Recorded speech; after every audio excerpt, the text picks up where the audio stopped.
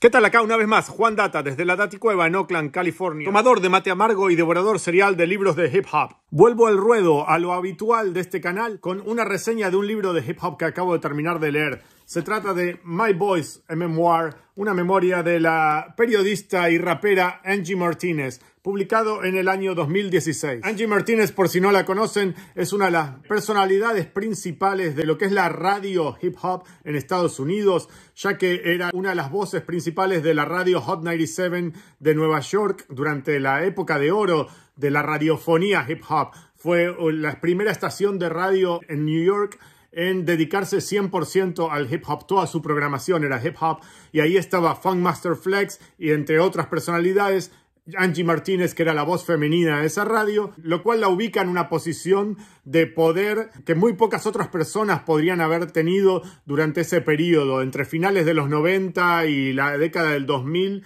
Ella fue súper importante, tanto como testigo y guía del gusto masivo del mainstream rapero de los Estados Unidos, ya que si bien su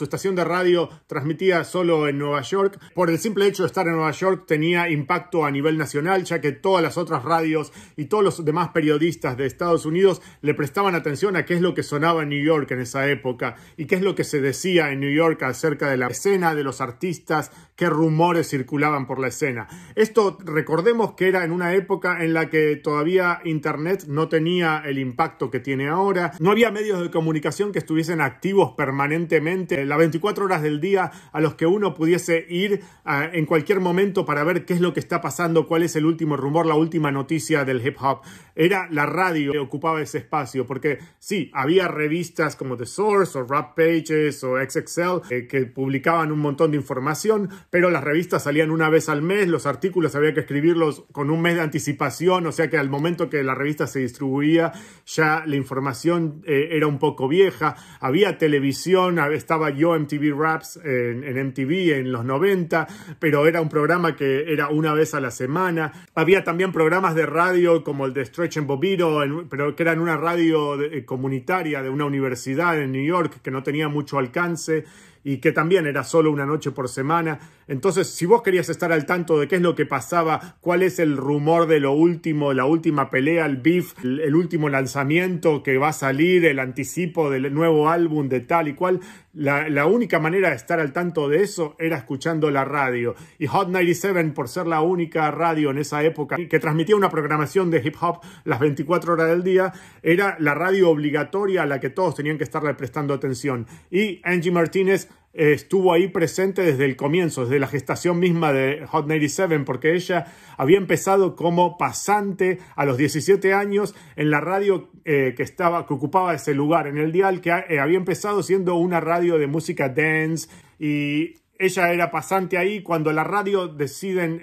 transformarla en una radio hip hop 100%, que era algo inédito, por lo menos en Nueva York. Había habido una radio en Los Ángeles antes de eso, pero Hot 97 fue la primera en New York en dedicarse 100% al hip hop. Y ella ya estaba dentro de la radio, era fan del hip hop desde chica, entonces estaba en una posición de privilegio para lanzarse como locutora de esa radio, aunque no era periodista de profesión, ni había estudiado para eso, ni nada de eso, pero la madre de ella había trabajado en radiofonía, le había conseguido una pasantía y así entró, se metió medio por la puerta del costado y enseguida empezó a escalar posiciones. Y cuando la radio se lanza como 100% hip hop, la ponen a ella como voz al frente al micrófono, junto con Funkmaster Flex, son las dos personalidades principales de esa radio. Y empezó en el programa de la medianoche y enseguida, al poco tiempo, la pasaron al programa de la tarde, lo que ellos llaman la vuelta del trabajo, que son las 5 o 6 de la tarde, cuando la gente está volviendo del trabajo,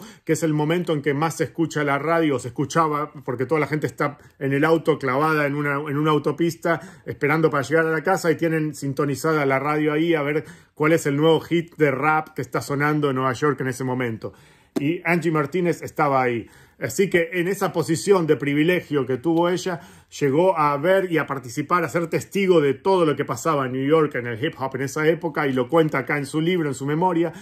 Habla, por ejemplo, de haber sido intermediaria de alguna manera en el beef entre Tupac y Biggie, porque ella era amiga de Biggie, de que venía a la radio constantemente a visitar el show de ella, y había ido a Los Ángeles a entrevistarlo, especialmente a Tupac, invitada por él para entrevistarlo en su casa, así que medio que intentó intermediar entre los dos días antes de la muerte de Tupac incluso. Después, más tarde en su carrera, también le tocó ocupar un lugar similar en el beef entre Nas y Jay-Z. También ella dice ser amiga de los dos, más de Jay-Z que de Nas. Nas en un momento se sintió ofendido con ella y le dio la espalda. Y bueno, también tuvo relaciones no solo de amistad, sino relaciones íntimas con alguna gente importante del hip hop. Fue pareja de Q-Tip, de Tribe Called Quest. De hecho, cuenta el haber estado presente en la casa de Q-Tip el día que se le incendió su departamento con toda su colección de discos que tenía en el sótano de donde él sampleaba para hacer las canciones de Tribe. Y ella estaba ahí esa noche o esa madrugada que tuvieron que salir corriendo porque se incendiaba todo. Así que por el lado del chisme, de la farándula, el libro está cargadísimo, es muy jugoso en ese sentido. Pero a mí personalmente, por lo que más me interesaba leerlo, es por la otra faceta de Angie Martínez, que ella es una de las pocas periodistas reconocidas del hip hop en Estados Unidos, que también tuvo una carrera artística como músico. Se intentó lanzar como artista rapeando, sacó 2 álbumes en un sello major con producción de la más alta calidad, o sea, intentaba ser un artista muy mainstream en su momento. Y a mí me interesaba saber más sobre esa época de ella, que fue al comienzo del 2000, en la primera parte de la década del 2000, por 2 razones. Por un lado, porque yo también como periodista tuve mi momento a fines de los 90, comienzo del 2000, en el que me intenté lanzar como rapero un poco por el costado de mi carrera, que no fue muy bienvenido por algunos, y hasta el día de hoy a mí me causa un poco de resquemor revisitar ese periodo de mi vida. Pero también porque cuando Angie Martínez lanzó su primer álbum, que es este que tengo acá,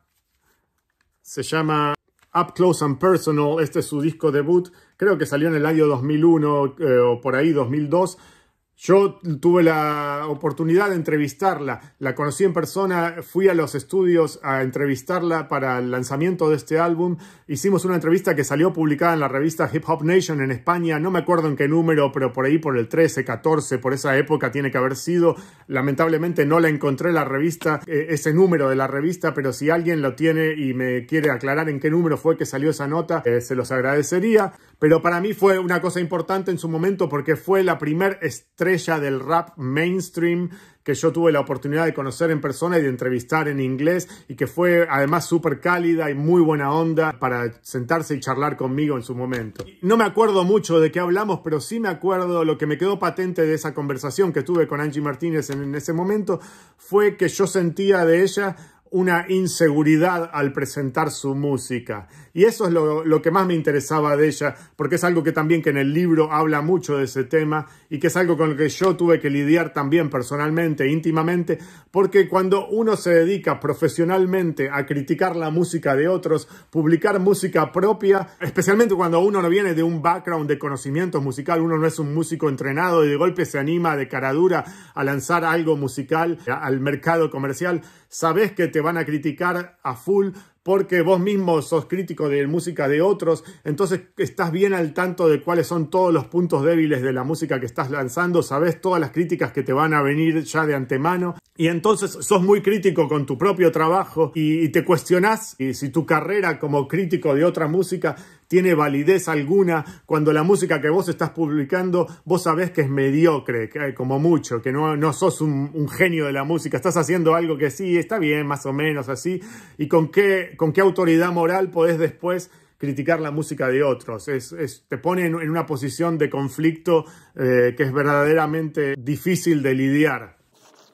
Angie en el libro cuenta que ella nunca había tenido la intención de rapear, que era simplemente una fan consumidora adicta al rap, pero que fue KRS-One, el mismísimo KRS-One, quien la convenció de rapear. Acá en este álbum, en I Got Next de KRS-One, está la primera grabación de Angie Martínez como rapera, y ella cuenta que KRS-One le escribió la letra que ella rapea, tiene un verso nada más en este disco como invitada, y que KRS-One le escribió la letra ese mismo día en el estudio, cuando ella fue al estudio sin saber lo que iba a hacer. KRS-One le escribió una letra, se la pasó, ella se la leyó en el momento y la rapeó y quedó inmortalizada en este álbum clásico. Y a partir de ahí muchos otros artistas se empezaron a acercar invitándolas: hey, ya que rapeaste con KRS-One, ¿por qué no lo haces en mi álbum también? Y empezó a hacer featurings acá y allá, apareció de invitada en algunos mixtapes de Tony Touch, creo que de Kid Capri también. Pero su lanzamiento oficial como artista, como rapera en el sentido estricto, escribiendo sus propios versos, rapeando sus propias rimas,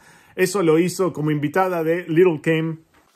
en esta canción, en el remix de Not Tonight, Ladies Night, en el que rapean un seleccionado de todas las voces femeninas del rap top de ese momento. Está Left Eye de TLC, está Missy Elliott, está Da Brat, y Angie Martínez rapea el primer verso, la introducción de la canción. Ese fue, según ella, su debut oficial, porque está rapeando sus propias rimas, y fue la primera vez que se subió a un escenario a rapear en un micrófono en vivo cuando hicieron la presentación de esa canción en los MTV Music Awards de ese año, que creo que fue el 97. A partir del éxito que tuvo esa canción, se le acercó Elektra con la propuesta de: hey, ¿por qué no grabás tu propio álbum? Y ella se animó, medio así también de caradura, sin saber qué quería hacer, sin tener claro cuál era el mensaje que quería dar en sus letras.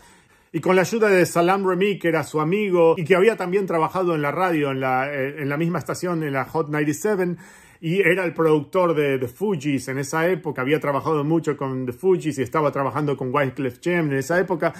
Salaam Remi la guió mucho en el proceso creativo de este álbum, y terminaron sacando este disco en el que participan Q-Tip, Busta Rhymes, Jay-Z, Fat Joe, un sinfín de artistas de primer nivel. Y es un disco que pone mucho énfasis en su identidad latina, hace mucha alusión a su latinidad en las letras y en la música que elige. De hecho, hace un cover rapeado de Suavemente de Elvis Crespo, hay un merengue rapeado también. Hay cositas de Spanglish por aquí y por allá. Ella es de ascendencia puertorriqueña, cubana y dominicana. Se crió en el Bronx, es muy New Yorker, muy boricua del Bronx, similar a Jennifer López, por ejemplo. Pero el disco fue recibido como era de esperarse, con críticas bastante mixtas. Si bien hay gente que lo valoró, mucha gente medio que le puso en duda su credibilidad, tanto callejera como artística, por obvias razones. Ella era una personalidad de la radio que entraba al negocio de la música medio por la puerta grande, lo cual no necesariamente se merecía porque no había pasado por el underground antes, ¿no? Este de acá que tengo es uno de los singles de ese álbum, Mi Amor, en el que participa con Jay-Z como invitado y está producido por Rock Wilder. Y bueno, como decía, cuando la entrevisté a ella sobre este álbum, ella me daba la impresión a mí de que no estaba del todo conforme con el resultado, como que no se animaba a criticarlo tampoco, porque obviamente tenía que promocionarlo, tenía que venderlo, pero al mismo tiempo ella sabía que no era de una genialidad absoluta lo que había hecho, y me acuerdo que yo terminé la entrevista medio alentándola a ella y diciéndole: no, está bueno lo que haces, seguí dándole para adelante, como si fuese una artista nueva, un novato que te pasa un demo grabado en cassette de su primer grabación que grabó en su casa, ¿no? Y lo cual es irónico porque ella estaba sacando un disco por un sello grande con una producción de $1 millón, con un montón de invitados de lujo y productores de primera línea, ¿no? El libro yo lo encontré en la biblioteca pública de acá de Oakland. Como dije, se publicó en el año 2016. Me imagino que es fácil de conseguir, pero les recomiendo más que nada la versión en audiobook. Yo, como suelo hacer últimamente, escucho la versión en audiobook cuando estoy en la calle y después en mi casa leo la versión en libro al mismo tiempo, como que me voy turnando un capítulo cada uno. Pero en este en especial, la versión en audiolibro está genial porque ella, al ser una locutora de radio, primero que tiene una muy buena voz, y además le pone mucho carácter, le pone mucha personalidad a la manera en que lo lee, y lo más importante, que cada vez que cita una letra de un rap, ya sea de ella o de otros artistas, las cita rapeándolas. O sea que si vos lo lees en el libro te perdés eso, porque ella está rapeando pedacitos de letras de distintas canciones clásicas del hip hop que a ella la marcaron, y las lee rimándolas con el flow de esa canción. Entonces el libro a mí me encantó escucharlo. Ella tiene un acento encantador y una personalidad que te obliga a prestarle atención, es muy carismática. Y nada, eso. Si entienden inglés lo suficiente como para escucharse un libro entero, se los recomiendo en versión audiobook. Si no, si lo pueden leer, también está el libro, viene con fotos también, pero medio que después de escucharlo, la versión en prosa medio que no me termina de convencer tanto como la versión en audiobook. Eso es todo por ahora. Me despido una vez más acá desde la Daticueva. Juan Data. Sigo leyendo y sigo hablando de hip hop. Paz.